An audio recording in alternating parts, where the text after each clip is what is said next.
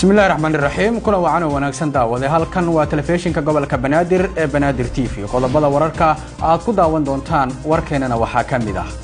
Ra'iisul Wasaaraha Xukuumadda Federaalka ee Soomaaliya oo maanta daafuray qorshaha qaranka kaalinta haweenka ay ku leeyihiin amniga iyo xasiloonida dalka maamulka degmada Holwadaaga howlo nadaafadeed ka sameeyay xaafadaha ay ka kooban tahay degmada Holwadaaga ee gobolka Banaadir shiru dhaxaya wasaaradaha caafimaadka xukuumadda federaalka ee Soomaaliya iyo wasaaradaha dawlad goboleedyada caafimaadka ayaa markaasi ka furmay magaalada caasimadda ee Muqdisho kun dhalinyaro ah oo shaqo abuur ay u sameynayso hay'adda Hormuud Salaam Foundation ayaa tababar markaasi waxay ku qaadanayaan wadista mootooyinka waxa uu uga furmay magaalada caasimadda ee Muqdisho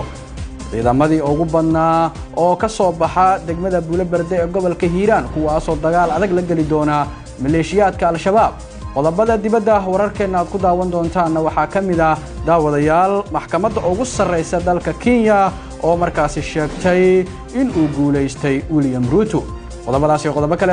ayaa ku daawan doontaan iyo xubintii ciyaaraha goor dhow diyaar garooba daawadayaal warkaas oo fidsan